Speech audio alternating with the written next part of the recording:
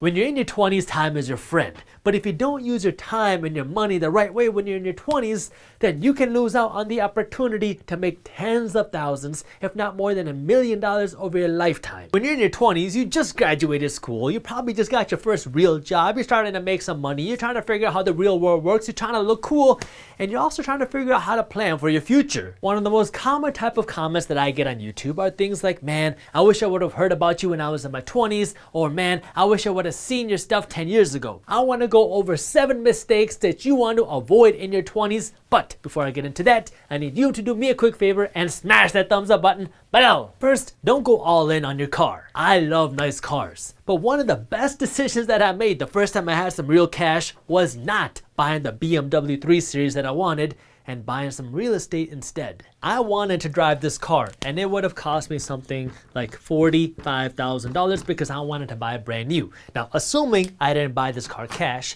it would have cost me something like $800 a month. So every month, $800 would be leaving my pocket in order to drive this car for a few years until it broke down, because nice cars don't usually last that long. So I'd be paying $800 a month to buy this car, but I didn't do that. Instead, I bought myself a property, and today, about a decade after buying it, this property is still paying me $825 a month into my pocket. But now this property is making me $800 a month instead of me paying out $800 a month. I don't know about you, but before I have $800 leaving my pocket every single month, I want to have $800 coming in. You're only young once, and you want to drive a nice car when you're young. I get that. But if you want to be able to live that life that people dream about, and if you want to drive the cars that people wish they could drive, then you have to be willing to do the things that other people are not willing to do.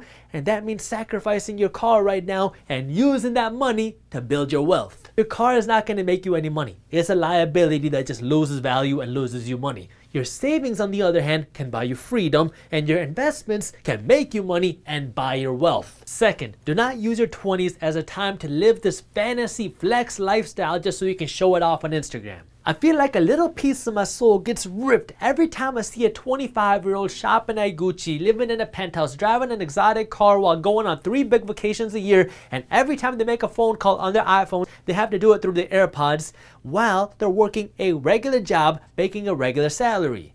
How in the world do you afford all this stuff?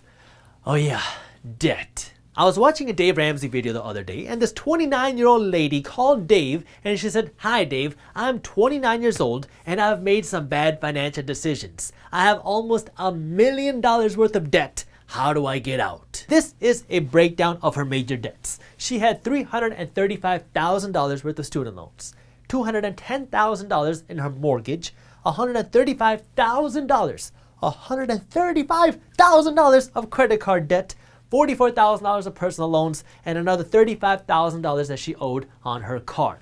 Now, she said that this was due to bad financial decisions.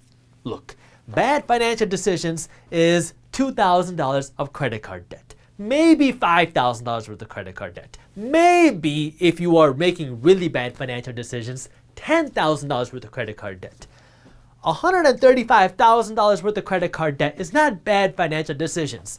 This is a choice. The more money you spend in your 20s, the more likes you're going to get on Instagram until Instagram changes their algorithm again. But you're going to get more likes, but you're also going to spend the rest of your life paying for it. Life is not a race and Instagram is not a competition. If you like Gucci, that's fine. Just make sure you can afford it first. Use your 20s to build, not to build your debt, to build your wealth. That way you can use the rest of your life to enjoy your life because you put in a sacrifice to be able to enjoy your money. The third money trap you want to avoid in your 20s is being too conservative or not investing. When you're young, you have time on your side, and so you can afford to take calculated risks. That way you can grow your money. That's why I'm putting all my money in Bitcoin. Not like that. If you ask somebody who's getting ready to retire what changes would they make to their investment plan, they will almost all unanimously tell you that they wish that they would have started investing their money sooner. The reason time is so important when it comes to investing is because of something called compound interest. The way it works is like this. So I have some money and I go out and invest it. That way my money can attract me more money. Now when I have more money, I can invest my money, and the money my money made. Now I have more money going out and attracting me more money. That way I have more money coming into my pocket. Now when I have more money, I can invest my money, the money my money made, and the money my money's money made. That way I can keep attracting more money. The more time that you have on your side, the more times that your money can compound and grow and make you more money. If I put this in perspective, let's say that the day you turn 21, you get a job, and when you get this job, you decide that you're going to invest $500 a month every month until you retire at 66. So when you're 21, you invest $500 a month. When you're 22, you invest $500 a month, and on and on and on. And let's assume that you can get a 6% annual return on your money.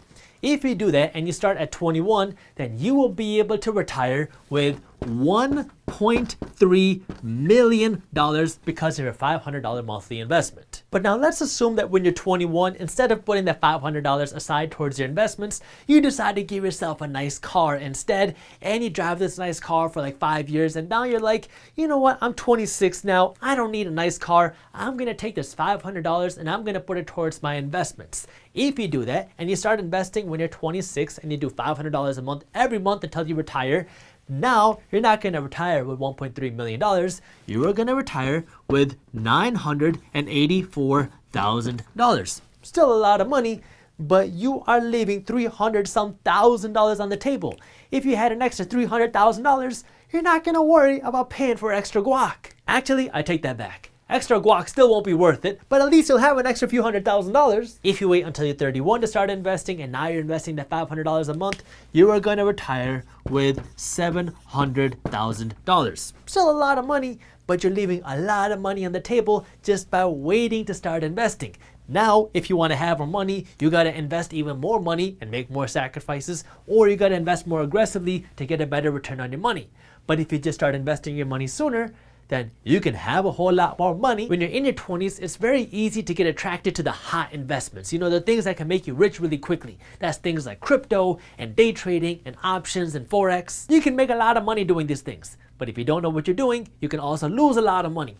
And when you're in your 20s, sometimes it's easy to get blinded by that kind of like greed of getting rich quick. And sometimes you just got to experience it for yourself. That way you can see what's right for you. So instead of me saying don't invest in Forex, what I'm going to tell you is invest the bulk of your money into proven things, stocks and real estate. And then invest a small portion, no more than 20% of your investment portfolio, into more speculative investments. Now the bulk of your money is going into assets, investments, things that have been proven for decades. Fourth, avoid the luxury apartment that you cannot afford in your 20s. I've always been an entrepreneur, and back when I was in law school, I was making 6 figures a year, but I wasn't living in a very nice apartment even though I was making good money. During that time, I was living on the living room floor of an apartment because I didn't want to pay all the money to have my own room, and so I was paying less than $400 a month, which included my rent, my utilities, my internet, my water, my gas, and my parking.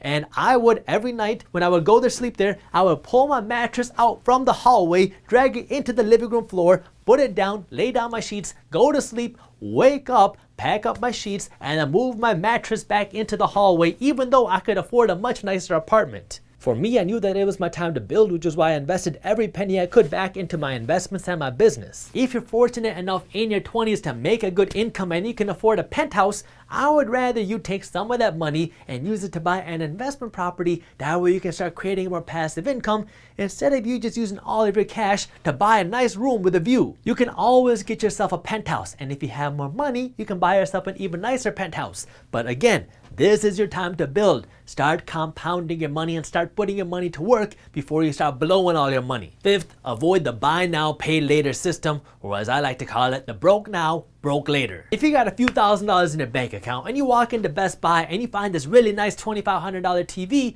the salesperson will say, hey, I would love to sell you this TV, but I have an even better idea. How about you pay us nothing down today, and then you just pay us $150 a month for the next few years.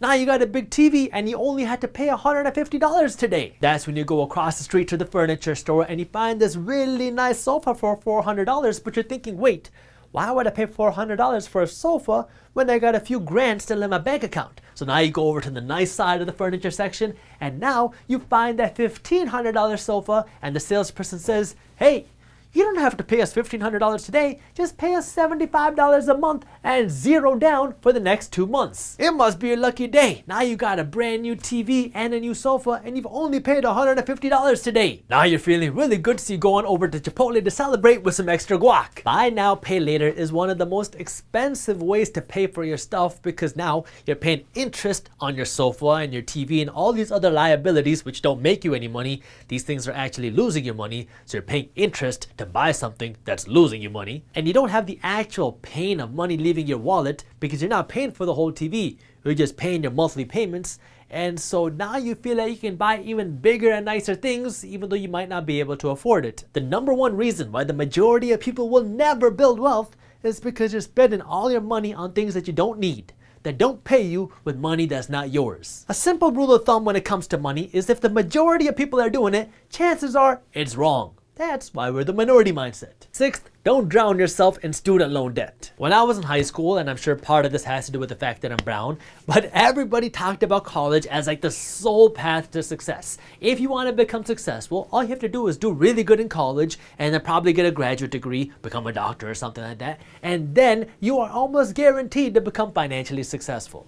Well, sorry to break it to you, but it doesn't really work like that. College has its place. I'm not going to debate over whether college is right or wrong in this video. I'll save that topic for a different video. But what I want to focus on is really the student loan debt aspect of college, because the last thing you want to do is graduate school in your 20s and then be multi-six figures in debt to have a job paying you 5 figures. If you take out $30,000 for the student loan debt and you graduate school getting a job paying $70,000, then that's not bad. But if you're going into debt $100,000 just to get a job paying you 30, you're doing something wrong. You don't have to rely on student loans to fund your entire life when you're in college. You can get a job when you're in college. You can start a business when you're in college. There's a lot of things that you can do. It's not easy to work and go to school, but it's also not easy to spend the rest of your life paying off your student loans. You can also look into applying for scholarships and grants to help you with your college costs. And if none of those work, go to a cheaper college for the first couple of years. Go to a community college for a couple of years. Use that to save some money. That way you can graduate school without all the debt. And number 7, when you're in your 20s, avoid the temptation to find the get-rich-quick programs. When you're in your 20s, you are like the prime demographic for get-rich-quick schemes because you want to make money,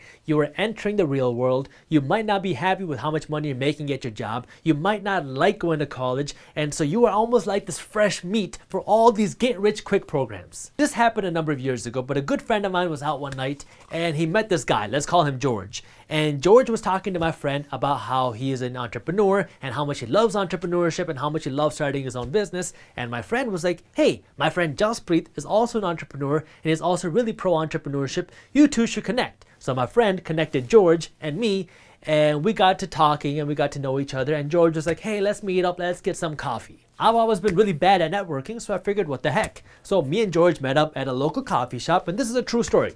And we start talking and George starts like asking me these really weird questions. He's like, okay, so what are your dreams? What is your dream life like? What would you imagine your life to be like in 5 years? What about 10 years? What steps are you taking to achieve this dream life? I just felt like something wasn't right. So I was giving like super vague answers because I wasn't sure what this was all about and where this was going.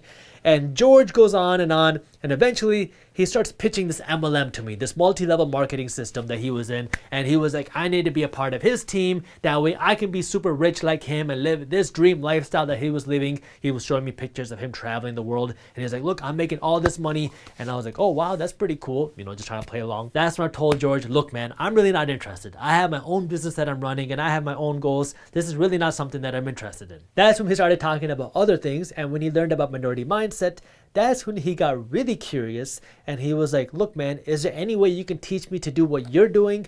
Because I'm really not making a lot of money doing this. A lot of my money is being spent on advertising and marketing, and I'm living this fake persona, this fake lifestyle to get people signed up under me. There's a lot of fake crap in the world, and a lot of it is being sold to 20-somethings because you are fresh meat. This doesn't just apply to get-rich-quick programs, although there's a lot of those out there, but this also means be wary of high risk and high leverage investments. More leverage can help you make money quickly, but you can also lose more money way faster. If something seems too good to be true, chances are it probably is. You're gonna come across a lot of opportunities to make money in your lifetime, and very few of these are gonna be true once in a lifetime opportunities. So don't fall into the trap of thinking that everything that might be a little bit good is a once in a lifetime opportunity.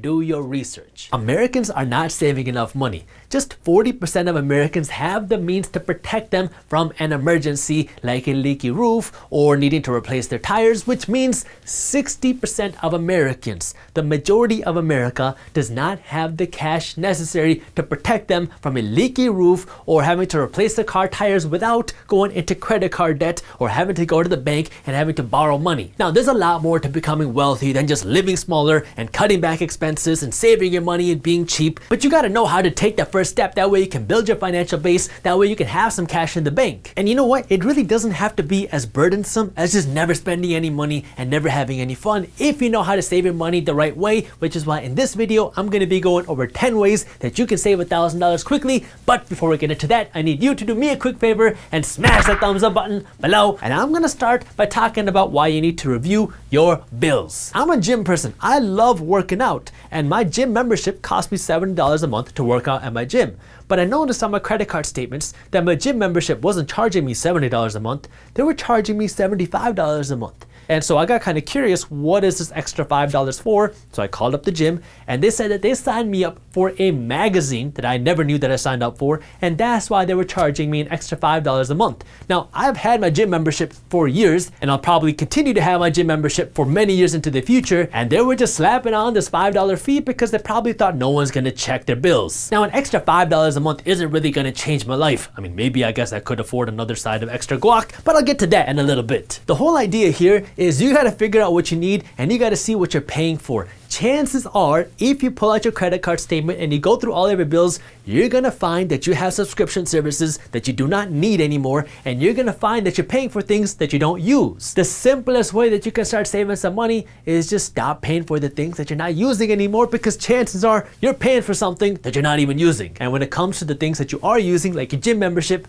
make sure you're only paying for what you use. Like if you got a gym membership, make sure you're only paying for the gym membership and not some magazine that you've never read in your life. Second, you gotta know the true cost of what you're buying. If you go to the mall and you buy yourself a nice $150 jacket, what is the true cost of your jacket? So many of you might be thinking at this point that if you bought a $150 jacket, the true cost is $150.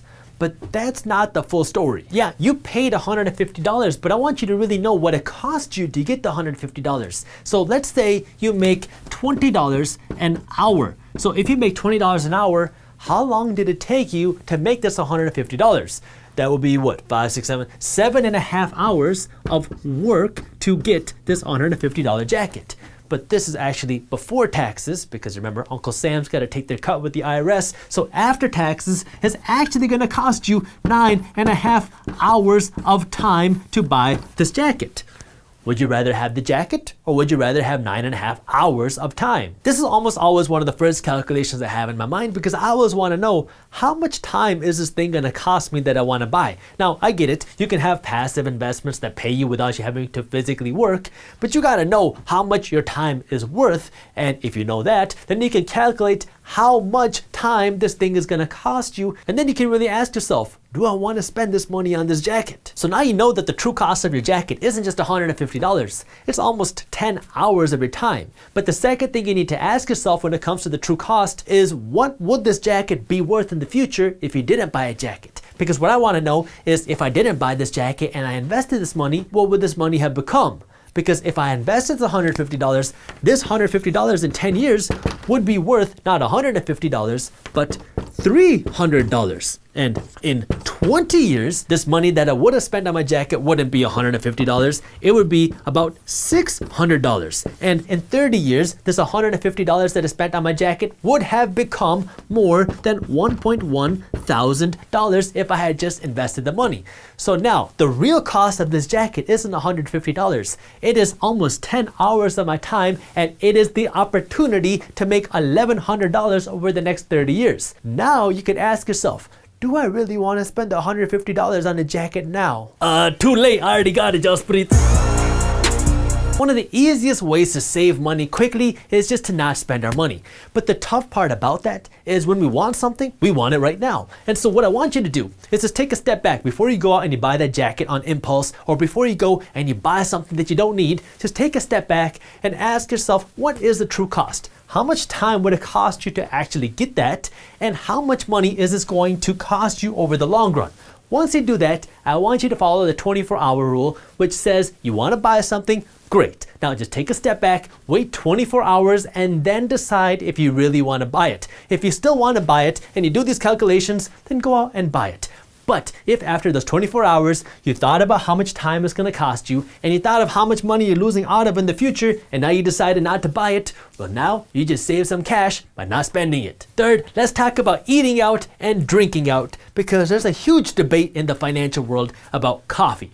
You have people like Susie Orman who say that you going out and drinking Starbucks is one of the dumbest things that you can do with your money. And then you have people like Ramit Sethi who say the opposite. He says that it doesn't matter if you spend $5 at Starbucks because $5 is just $5. It's not going to make a difference. Now, honestly, I can't relate to any of that because I don't like coffee. Coffee tastes like poo-poo. I don't drink coffee. I drink tea. If you go out to Costco and you buy their big pack of green tea, it's gonna cost you something like 24 cents to drink one glass of tea. Now, personally, I'm a big fan of nice teas because there's a difference between your kind of lower quality teas and your nicer teas. If you want a nice cup of tea, it is going to cost you somewhere between 35 cents to 50 cents if you make it at home.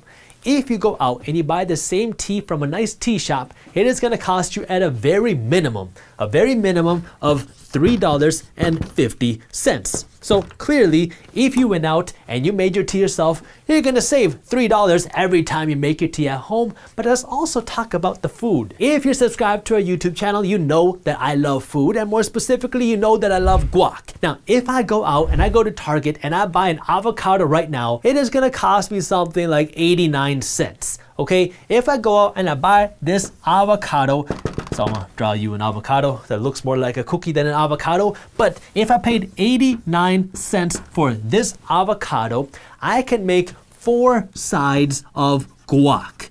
Okay, now if you're like me and you really like guac, maybe this is just gonna make you one side, one avocado, one side, but let's assume that you can make 4 sides of guac from this one avocado. That means if you eat your guac at home, you are gonna be paying somewhere between 25 cents, I'm gonna round up here, to 89 cents for your side of guac. 89 cents if you're someone like me who wants to eat the whole avocado, 25 cents if you only wanna eat a fourth of that. Okay, you're gonna be paying less than $1 if you wanna get your guac, but if you go to the store, if you go to a restaurant and you wanna get a side of guac, it is gonna cost you at least $3 for a small side of guac, and you're barely gonna get a quarter's worth of guacamole. If you just make your nice tea at home, and I don't know about coffee, but tea is very easy to make at home. All you gotta do is warm up some water and put some tea leaves in there or put a tea packet in there. It is very easy. You don't need any fancy equipment. So if you just make your tea at home and you eat your avocado at home, you're gonna save $6 between the two. Now, if you do this 5 times a week, like many people do, 52 weeks a year, you are going to save $1,500 over the course of a year just by eating your avocados at home and just by making your tea at home. This is where I want to give you a little disclaimer because you know what? I like tea, and sometimes I do like drinking in a tea shop. I'm not one of those people who says, I never go out to the tea shop and drink tea. I like to have a lot of meetings over tea. I don't go to the bar, I don't drink, I don't do things like that, but I do like tea. And I have a lot of meetings over tea. So sometimes for the experience, I will go out and I will drink this tea. But when it comes to my daily tea, I don't drink tea every single day, but when it comes to my regular general tea, then I'm just gonna make it at home and I'm not going to the tea shop every morning to get my morning tea. This is where I want you to draw a line between consumption and enjoyment. If you're just going to the tea shop every morning to drink your tea and you're just putting extra guac in your lunch because you like guacamole, you are blowing money on things that you don't need. But if you're going out to hang out with your friends because you want to drink some tea together and have a good time, sure, go out and pay $3.50 for a tea. That's okay. But But spending this money every single morning just because you don't want to brew it at home, that's a different story. It is okay to go out and have a cup of tea with your friends or go out to a restaurant once in a while, but it is different when you're talking about doing it every single day just because that's what you think is normal, because you want to go out and you want to eat a burrito and you want to get extra guac every single day. By the way, if you are eating in restaurants, just drink water. You are going to save a ton of money just by drinking water instead of ordering a Coke. One thing that I learned growing up in the Indian household is that everything is negotiable. If you're in India and you go out and you buy yourself some apples, you're going to negotiate the price of that. If you go out and you buy yourself a new shirt, you're going to negotiate the price of that. Okay? Almost everything is negotiable if you ask. Worst case, they just tell you no. One of the simplest and least painful ways to spend less money every single month is just to negotiate your bills lower. So what I want you to do is start by taking all of your utility bills. So your cable bill, your internet bill, your phone bills. Take these bills and now look at what your competitors are charging. Chances are that the competitors to the companies you have some lower introductory rates out there right now. Now what I want you to do is try to get the bill that you're paying right now down to your competitors' lower introductory rates. That way you're getting the same service at a lower price, so you're literally just saving money for doing nothing except making a 15-minute phone call. The way you do that is you're going to call up the customer service number on your statement and you're going to say, "Hi, I was wondering if there's anything you could do about my bill because I feel like it's really high." Now, they're going to say either yes, we can bring it down a little bit, or they're going to say no, there's nothing we can do. No matter what they say, even if they agree to lower your bill, I want you to push them lower. What you're going to say is, "Oh, really? Okay, I saw that your competitor so-and-so was charging only $25 a month. Is there any way you can match or beat that? I'd really like to stay with your company." Now what you just did is you subtly put it in their head that you are considering leaving because their competitor is charging a lower fee. No company wants to lose a good paying customer to their competitor, especially if you've been there for a long time. So now what they're going to do is they're going to seriously see if they can bring your bill lower. If they don't bring your bill lower or they don't bring it low enough, that's when you want to ask to speak with the manager, because managers typically have more negotiating room. The key here for any of this to work is you need to be nice, because customer service agents are getting yelled at all day long by people complaining about their bills. If you are nice to them, they will be nice to you. This should go for any big purchase you want to make. Your home, even if you're leasing your home, you can negotiate the price of your lease. Your car, anytime you make a big purchase, make sure you negotiate it first. Fifth, I want you to move your savings. And that means two different things. As soon as you get paid, I want you to automatically move some money from your checking account, where your money goes into, to a savings account. That way you can't accidentally spend the money, because sometimes we feel that if we have cash in the bank, we should spend it. Well, if that money automatically leaves before you can touch it, now you're not going to have the urge to spend it because you're not going to see that money. So anytime you get paid, you need to automatically move some of your money to a savings account. That way you can't accidentally spend it on a new TV. Second, I want you to consider moving your savings account to an online bank that pays you a higher interest rate than a traditional bank, because if your money is saved at a traditional bank, chances are they're paying you next to nothing. If you move your money to an online bank, you should be able to get a much better return because online banks have lower fees. They don't have the same overhead and all the rent costs because they don't have those retail banks everywhere. So because they have lower fees, they can pay you a higher interest. Now, this higher interest is not going to substitute an investment and it's not going to make you rich. But if you're saving your money anyways, you might as well get a better return on your savings. That's what I do with my savings. I know that my savings are not doing anything except sitting there collecting dust, so I move my savings to an online bank. That way I can at least get some interest and get some money for my savings because it's just sitting there doing nothing anyways. Sixth, I need you to start shopping around for the right things, because when I say shop around, I don't mean shopping around for a new Gucci scarf. I mean shopping around for the services that you can save some money on. Your insurance, so this is your health insurance, your home insurance, your car insurance, all the different insurances that you have, your phone bill, your cable bill, and your internet bill. I need you to shop around for these 4 things every single year, because chances are these companies are going to raise your bill every single year, and so you want to make sure you're getting the best rate, because if you just stick with one company because you don't want to shop around, you are going to get ripped off. So every year I want you to spend just half an hour shopping around. That way you can make sure you're getting the best deal possible. You can even negotiate the price of your bill lower like I just talked about, but you want to make sure that you're not overpaying, because this is a simple way to save a ton ton of money. 7th, we all have things that are sitting there in a house that aren't doing anything. Like when I graduated law school, I had a ton of books in my room that were just taking up space and collecting dust. So I went out and I sold a bunch of my textbooks, and I made like $400 just selling the textbooks that were doing nothing except taking up space. We all have things in our homes that we're not using that are just taking up space and collecting dust. What I want you to do is take the things that you do not need and take them and sell them. Your kids' clothes, your old furniture, your old phone, your old TV, your old electronics, all these things have some value, and you can go out and you can turn these old things that are collecting dust into some cash if you just spend the time to go out and sell them. 8, pay your stuff on time. So this is one of my pet peeves. I cannot stand paying late fees, because when you pay for a late fee, you are paying for something that you're getting no value for. Like when you pay a $25 late fee, you are getting no extra value. You just forgot to pay the bill. And Americans on average are paying $250 a year in late fees alone. That's $250 that you're spending on something that's giving you no value and no return. If you just want to throw your money in the garbage, you might as well just mail it to me. Avoid paying late fees at all costs. Put it in your calendar, use auto pay, set reminders, do whatever you gotta do. That way you don't have to pay a $25 late fee. 9, you can use technology to help you save money automatically. There are apps out there like Honey and Piggy. I like to use Honey.